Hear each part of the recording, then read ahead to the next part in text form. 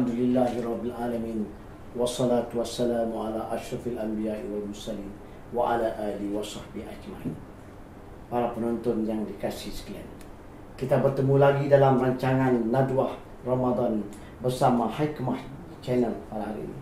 Kita akan cuba membawa penonton-penonton sekalian untuk mengimbau pada sejarah syariatan Ramadan, bulan puasa yang dikenali sebagai bulan perjuangan.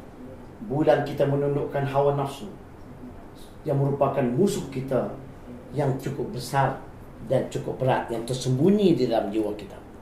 Marilah sama-sama kita menjadikan bulan ini sebagai bulan kemenangan umat, bukan bulan yang selalu kita sabitkan bahawa bulan ini umat Islam menjadi lemah, umat Islam diletih.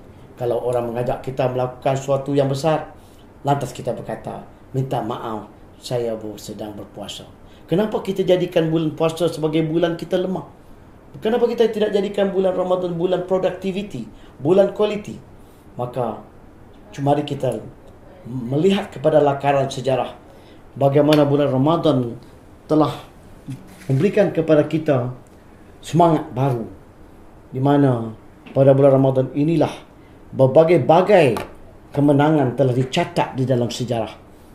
Antaranya berlaku satu peperangan yang agung, peperangan yang besar dalam sejarah Islam, iaitulah Perang Badar, yang kita lihat dalam sejarah berlaku dalam bulan Ramadan pada 17 hari bulan Ramadan.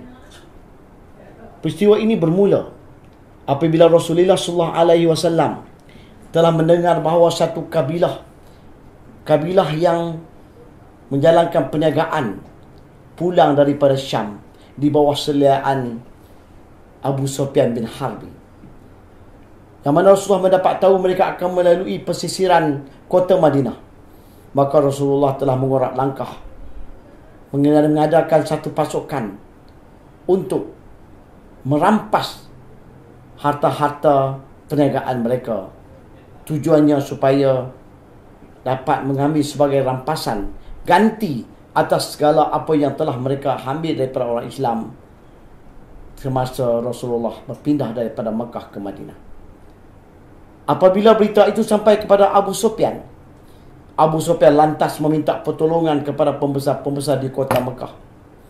Maka sahabat-sahabatnya dan pembesar-pembesar Mekah telah menyediakan seramai 1,000 orang tentera-tentera untuk berperang menentang umat-umat Islam. Perkara ini tidak dapat dijangka oleh baginda Rasulullah SAW yang tidak pun berniat untuk melakukan peperangan. Tetapi apabila dia tahu bahawa pihak musuh sudah marah menuju ke medan Badar, maka Rasulullah terpaksa menyiapkan tenteranya yang serba kekurangan daripada alat-alat senjatanya. Tambahan pula berlaku di bulan Ramadan. Maka dengan kekuatan 313 orang tentera Islam yang hanya menunggang 70 ekor unta, itu pun bergilir-gilir mereka menaikinya di tengah-tengah padang pasir yang begitu panas menuju ke medan Badar. Maka dalam peperangan itu Rasulullah SAW sedar tentang kekurangan dan kelemahan pada tentera Islam.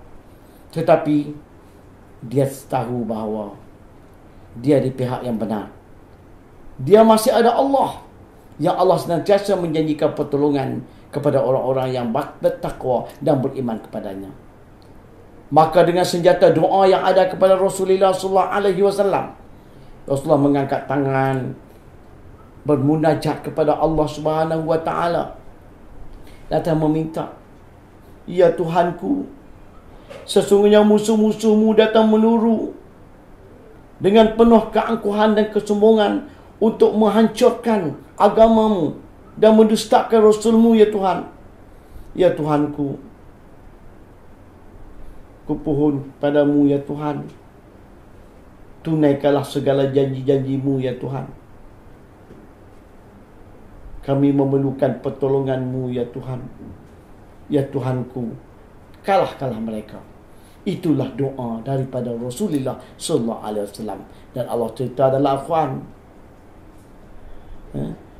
Ingatlah Muhammad ketika mana Tuhan membantu kamu, Tuhan menolong kamu di dalam peperangan Badar. Ketika itu kamu berada dalam kelemahan. Maka oleh itu bertakwalah kepada Allah Subhanahu Wa Taala dengan banyak bersyukur kepadanya. Maka alhamdulillah, dalam peperangan Badar itu, yang merupakan satu peperangan pertama penghulu segala peperangan perjuangan menundukkan musuh-musuh dalam Islam, telah memberikan satu semangat pada tentera Islam dengan kemenangan yang hebat, di mana 313 orang dapat mengalahkan musuh-musuh Islam yang berlipat kali ganda. Dan ternyata dalam peperangan itu 70 orang-orang kafir telah terbunuh dan 70 lagi telah ditangkap sebagai tebusan. Manakala di pihak Islam hanya 14 orang saja yang gugur sebagai syuhada. Inilah dapat bukti bahawa walaupun di bulan Ramadan, bulan yang kita gambarkan sebagai bulan kita lemah, bulan umat Islam tak ada daya dan upaya, tetapi Allah menolak anggapan itu. Sebaliknya, bulan Ramadan adalah bulan kekuatan, ketika mana kita berjaya menundukkan satu musuh tersembunyi di dalam tubuh badan kita, iaitu nafsu. Maka dengan tunduknya nafsu, kita mampu untuk menghadapi musuh Allah yang lebih hebat. Tidakkah kita ketika pulang daripada medan peperangan, satu medan perang, Rasulullah berkata pada para sahabat, kita baru pulang dari satu peperangan yang kecil menuju kepada satu peperangan yang lebih besar. Sahabat lalu bertanya, ya Rasulullah, adakah kita pulang daripada peperangan yang kecil, sedangkan kita menghadapi musuh-musuh orang-orang kafir, kufar? Adakah ada lagi peperangan lebih besar?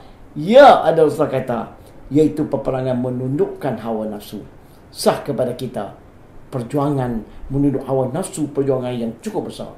Ramai kita berjaya menumpaskan musuh, tapi kita kalah dengan diri sendiri. Kita lihat hari ini, ternyata setengah negara-negara Islam kita berjaya menentang musuh, tapi bila kita berjaya, kita bergaduh sesama diri kita sendiri, kita merebut jawatan, merebut tempat-tempat yang tertentu, yang akhirnya kita menjadi lemah, kita menjadi satu umat yang mudah dikalahkan oleh musuh-musuh kita.